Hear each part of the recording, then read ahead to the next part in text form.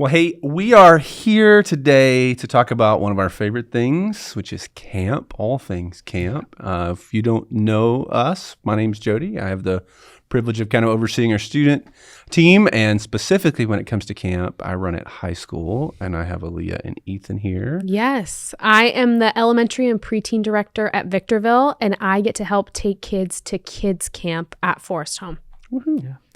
And I'm Ethan, and I am the junior high director for Up Valley Campus, and I get to take 6th and 7th graders, junior hires, to Thousand Pines this year. So I'm real excited for that. You're the one that doesn't go to Forest Home. I'm the one who doesn't go to High Forest Home. school's there, kids are there. I'm the odd one, I guess. All camps are fun, They're no matter where great. they are. That's Forest true. Home, Thousand Pines, great camps. They are. We are excited to just have a conversation today about what we love about camp, hopefully answer some of the common questions and concerns we get, and even share HDC's financial commitment to camp to get kids there.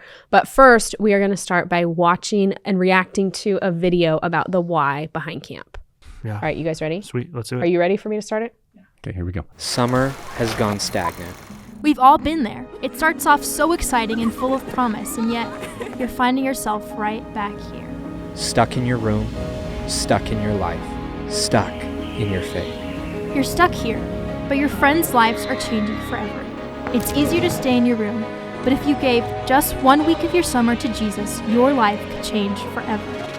1 week to get away from your distractions. 1 week to create friendships that last. 1 week to get out of your comfort zone. 1 week to trust God more. 1 week to discover your purpose. 1 week to worship fully. 1 week to gain freedom. 1 week to find healing. 1 week to embrace joy. 1 week to experience peace. 1 week to give yourself fully to Jesus. 1 week to change your life.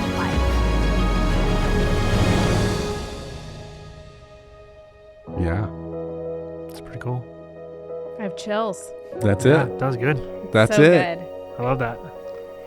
I love just the idea that camp helps kids get unstuck. Yeah. That's one of the things we love about camp Yeah. is getting kids out of normal routine, right? Yeah. Is taking them out of Right. my house, out of the desert. I'm going away to the mountains. I'm in a cabin. I'm out of my normal rhythms. It really helps us, I think, to be more open to what God has for us when we're not in our normal everyday kind of bogged down by just our ordinary life. Yeah. And I love that that video spoke to that it really does help you to be more open to what God has for you when you're away at camp. Yeah. Yeah. I think you see, it's funny, that we talk about it a lot when we talk about camp, but like the video, I think, shows so much. This is by far the most connected generations the world has ever known, and yet easily the most isolated. Yeah. And so what I think we get to see every year is we see these kids get away to camp. They're stepping into things they wouldn't do. And somewhere around the second or third day, kind of the pressure comes off to perform and to look the part. And they just kind of settle in and they're able to just be kids again and have fun and be open to what God would have. It's such a unique thing. I just can't think of many, if any, other environments that postures a kid's heart really for God to show up like that and for him to step in and literally change their life. Yeah. I love that. I do. I think being disconnected for a week, being able to be surrounded by fellow brothers and sisters, being a part of community is beautiful. I mean, and that's, the hope is always that they would take what they have on the mountain, take it home, Yeah. and I just love that. I love that they can take that, they can disconnect, be a part of community, see what God is working in the lives of all these other students, and then, with the hope of taking that down the hill for, youth group, for church, For sure. Yeah. Do you guys have any, as we're talking about like what we love about camp, do you guys have any personal stories, whether from your time taking kids to camp or even attending camp yourself, to share like why camp is so impactful? Yeah, I think we probably all have stories. I can think of even just recent as last year. I can think of a girl who we had at high school camp who had really probably been struggling, to be honest, for a long time, years. And we had kind of had a ton of conversations with her about so many different things, but always was in the back, right? Or on a midweek kind of out. Oh, the worship starts. I'm going to find a reason to go to the lobby, or find a reason to go to the bathroom right now, or I'm just not here for this.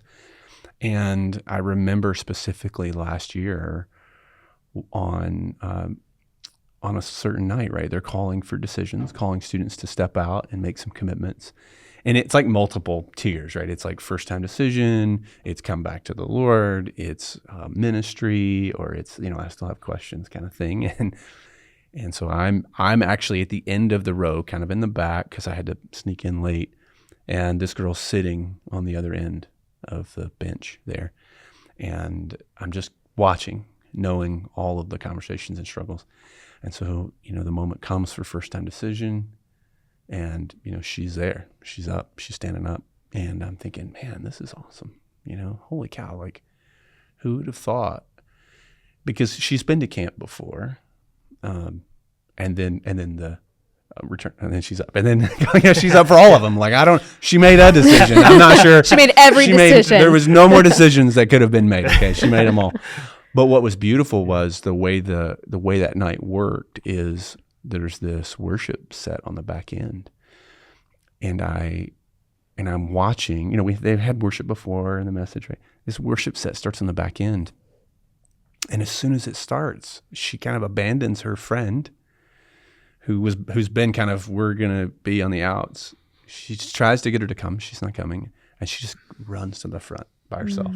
And all of a sudden, this student who had really shown no interest in being with a group, for sure, wanted to keep her distance from others, is like in the middle of this group of students who she doesn't really even know at this point. Arm in arm, shoulders, just singing and worshiping. And then I watched that the rest of the week. And like you said, okay, what is this going to look like when we come back? And man, I'm telling you, here we are, 6 months, 7 months, 8 months in, and she's right in the middle. She's still there, running towards, and it's messy for everybody. I mean, it's not always perfect, but it is pure and genuine. And I just could go over all the years that we've been taking kids, right? I mean, there's so many stories like that come to mind. I just don't think that moment happens without camp. Yeah. I just think if because if it could have, it would have. Yeah. Right. And it's not that we're not trying to do those same things here. Again, to your point, just the environment of camp, getting away, it just allows for God to do things that maybe they wouldn't experience otherwise. Yeah. I mean, I love, last year, one thing that was just so unique and so awesome is God's sovereignty. And you see it at camp. You do. Last year we had a kid who, and talking about decisions, didn't make a decision on decision night. So different situation. Right. He's like the kid who's just sitting there while everybody else is making a decision. He's just sitting there and doesn't do anything. And then, last day, we're about to go home. Night before we go home, kid is sitting on a bench by himself and just was like, okay, we're going to go talk to that kid. And we have a conversation, and the kid makes a decision at that bench, right?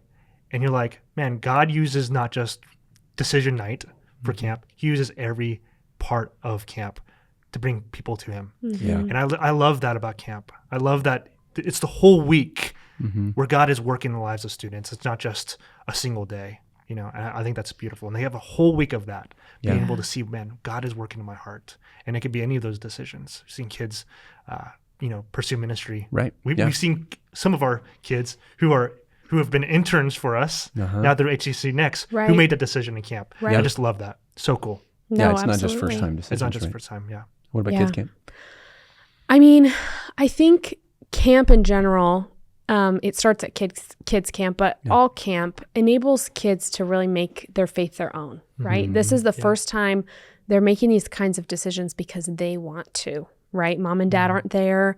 They're making these decisions independently. I think back to, I went to camp with HDC in junior high and high school. And every year at camp, I felt like I was taking another step in my faith because my faith was important to me.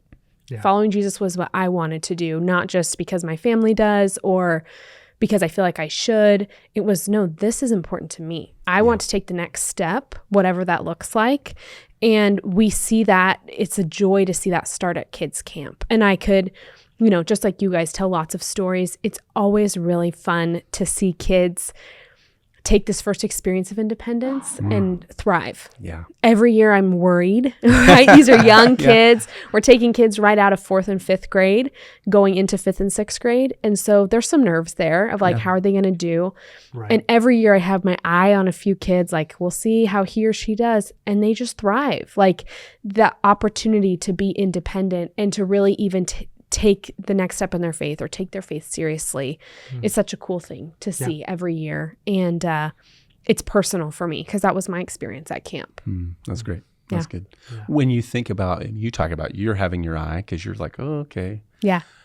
There are certainly parents who are sending kids for the first time or considering it that probably have kind of their own concerns like that. What are the concerns that you often hear or see, and what would you say to those parents? Yeah. For kids camp specifically, I think the most common concern that we get is, how is my kid going to do without me? I mean, it is young. They're exiting 4th and 5th grade, going into 5th and 6th, and we recognize that. Like, it's a big step for the kid. It's a big step for mom and dad. And we're even seeing year over year parents saying, my kid has never spent the night apart from me. They've never been to someone else's like house. Post-COVID, right? Right. That feels like that's becoming a lot more of a frequent thing that we hear. And so what I would say to parents, first of all, especially kids camp-wise, but all of us, like, we are equipped and prepared to handle if your child is homesick. That's something that happens every year. Yep. That's something that we anticipate, and we're ready to partner with you in that. But what I would say to parents is, you would be shocked how independent your kid is capable of being, even at kids camp. So even going into 5th and 6th grade, every year I see it, and every year I'm surprised in the best way by it, that kids really are able to rise to the occasion. They're able to, care for themselves to a degree. They're able to repack their suitcase. They're able to make decisions. Can they teach the high schoolers? I know. Well, they shove it in a bag, right? It gets in the bag. I'm not going to say it's not folded, but it's in the bag. It's there. Even making decisions like, how do I want to spend my money? My parents gave me $15. How am I going to spend that this week? How do I want to spend my free time? It is a really good exercise for kids to grow in that independence and to develop that grit. You might send your kid to camp and they might be like, I miss my routine. I miss my bed. I miss my family. For older kids, I miss my phone. And that's a hard experience, but it does help them to develop grit, to go through an experience that is a little bit uncomfortable and does stretch them a little bit. It's a really positive thing. And so I would just encourage parents, have faith that your kids will rise to the occasion, and camp is a really safe place, even if they don't, right? Yeah. So let's say it's not the best experience of them being independent. Let's say they're at junior high camp and they drink only soda the entire week, and they have milkshakes after lunch and after dinner, and they get sick or whatever.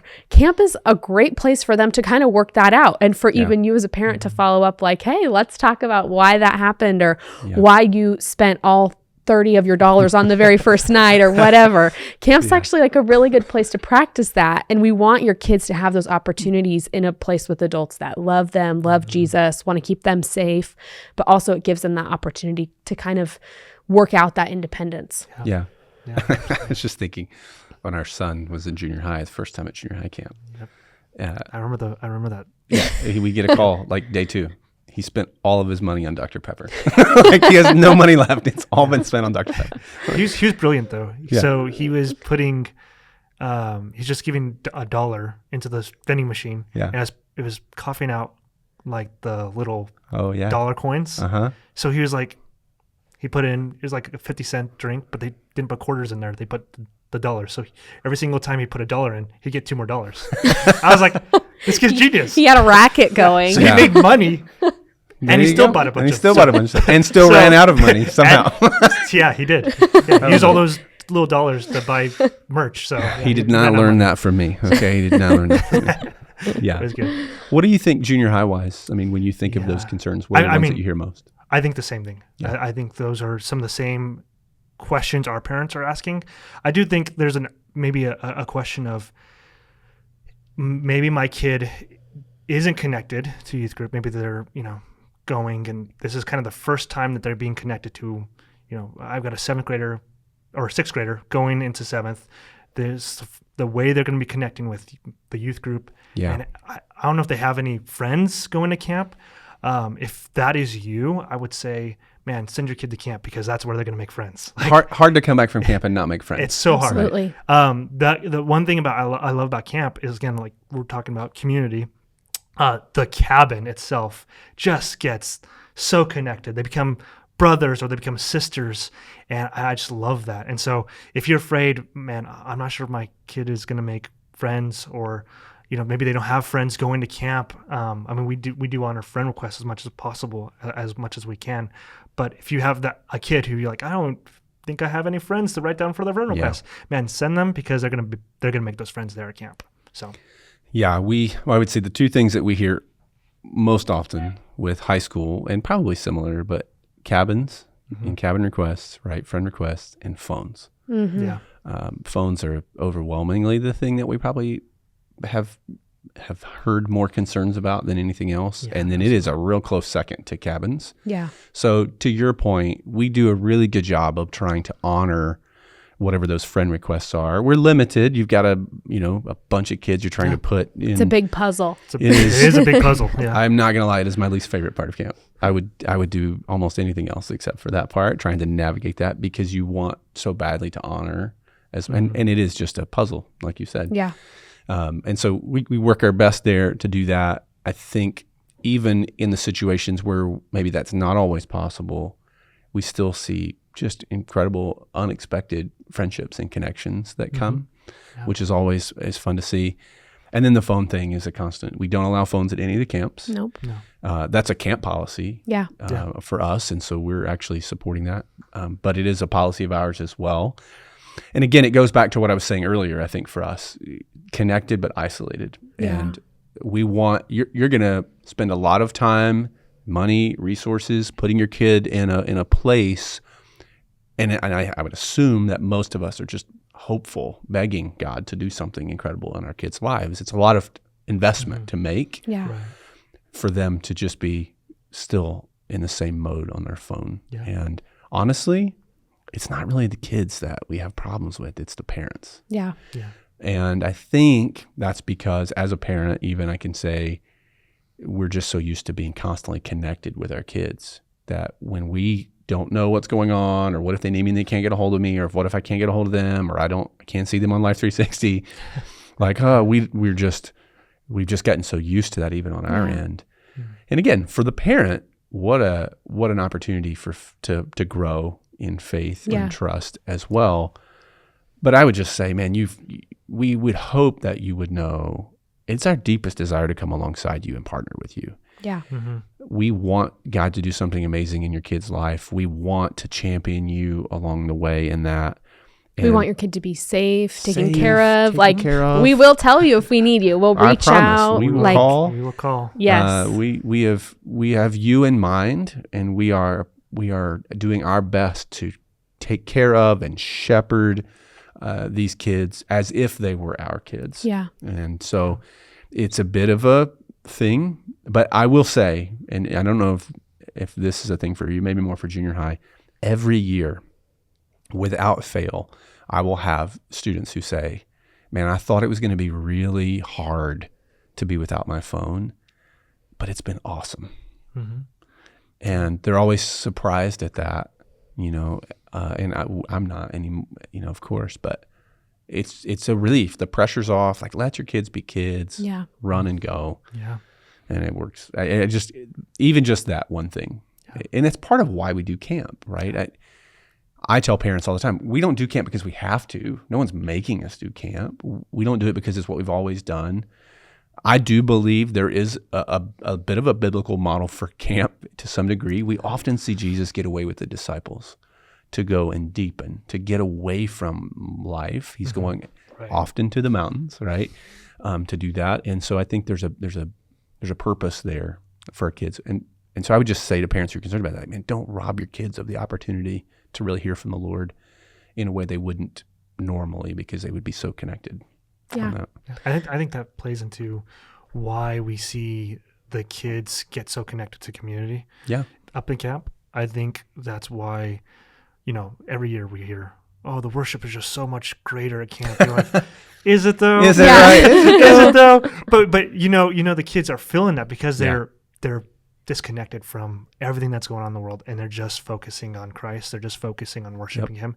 And I think that plays a huge factor into why they become so close to each other, why those cabins get so tight. It's because they're disconnected. Yeah. And when they're connected to everything else, man, it's harder for them to make friendships. It's harder for them to come alongside each other. It's harder for them to listen to their counselor or their listen to anybody, right? Yeah, when exactly. you have this phone constantly screaming at you. Right, exactly. Yeah. And so I think that's part of what makes camp so great is that they are disconnected and they're not able to have all those other things. Yeah, absolutely. Yeah. And we want you guys to know camp is not just a priority to Jody, Aleah, and Ethan. Like High Desert Church, we really value camp. And there's actually ways that we have that kind of built in to ways that we can support families and support kids going to camp. And so we just wanted to make you guys aware of what those opportunities are that we have, that our church really wants to support kids going to camp. Yeah, I think the greatest example of that is the impact offering Absolutely. we do every year, right? And I think you just see so many people year over year who can't go to themselves because we're all too old, although they could come as a counselor. You could come. Text camp to 64567. Apply to be a counselor. But they believe in the impact that camp can make. And so they give so faithfully every year to the impact offering. We're then able to take that offering and use that for financial assistance to come alongside families who need it, because we know it's expensive and we want to make camp as accessible. I promise, it may not seem like it on the outside, but we are doing everything we can to make camp as affordable as we can. And the impact offering is a great way for you to understand how much our church loves and appreciates and believes in camp. Yeah. Absolutely. And anecdotally, like I don't have the number off the top of my head, but I would say of the roughly 400 kids we took to camp last year, for sure over half received financial assistance from impact offering. And so just know, for those of you that have contributed to that, we're so thankful. HDC could not go to camp if we did not have impact offering. We would not be able to take kids. And so we're just thankful for that partnership from our church family. We also have a sibling discount. So for families that are sending multiple kids, you get $50 off the cost for each child from your family that's going. And that's a way we know, like the more kids you send, the more expensive it's going to be. We know that adds up quickly. And so we just want to be able to offer that discount automatically. It does have to be your kid, though. It can't just be any sibling. It has to be a sibling of your own kid.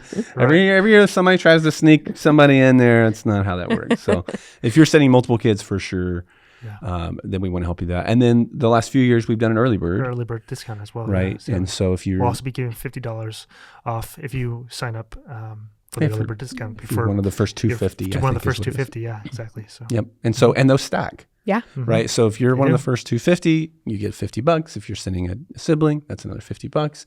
And then whatever financial assistance on top of that. And we know that can be daunting. Like if you're thinking about signing up and you're like, okay, I need financial assistance, but what if I'm not going to get that, or they're not, I have to do the request. What if they don't say yes? Please just reach out to us. Like we would love to have a conversation with you even before you sign your kid up to kind of tell you where we're at, what we're able to do to support your family. We know that can be nerve-wracking to like take the leap, sign your kid up, pay the deposit, and not know what we're going to be able to support you with. So if that is a barrier, we would love for you to reach out. We'd love to have a conversation about how we can get your kid to camp. Yeah, absolutely. So don't be afraid to reach out. Don't be afraid to sign your kid up for all the reasons we talked about. There's no full rides, unfortunately. Unfortunately, no. But we're doing everything else we can on that, and of course based on need. And so when you sign up for camp, you have the option there to apply for financial assistance.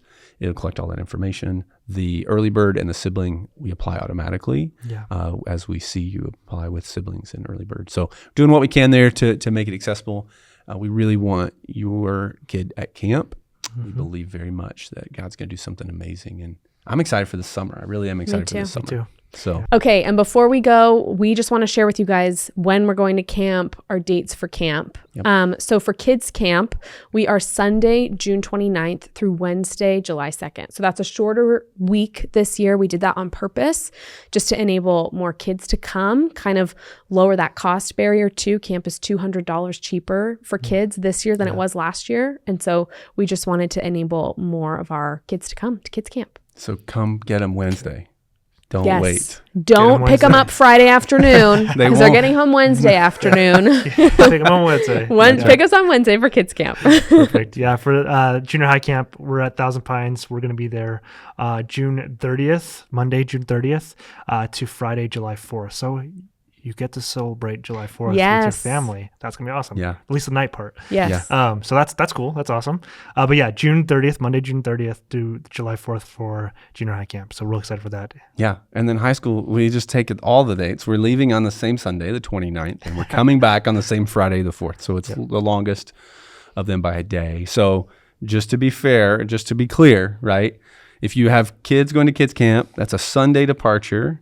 High school camp is a Sunday departure. Yeah. Junior high, Monday departure. Yeah. On the return, kids is Wednesday, high school Friday. and junior high is on Friday. So a little same week. Yes. Same week. All the same week. And we're just excited to see what God's going to do at camp this year. We're excited to see all the kids that sign up and just our church family partnering with us and sending kids to camp. Yeah. We're really looking forward to it. Yeah, we're excited to see what happens and what the Lord does. Don't wait. Jump on, grab that early bird discount. Don't be hesitant or afraid to sign up for the financial assistance. We'd love to help you get your kid to camp. So I'm glad it's not tomorrow, though. There's a lot of work to do between now and then. We have a lot to do. We do have a lot to do. A lot of planning. Yeah. It'll be good. So we'll see you at camp.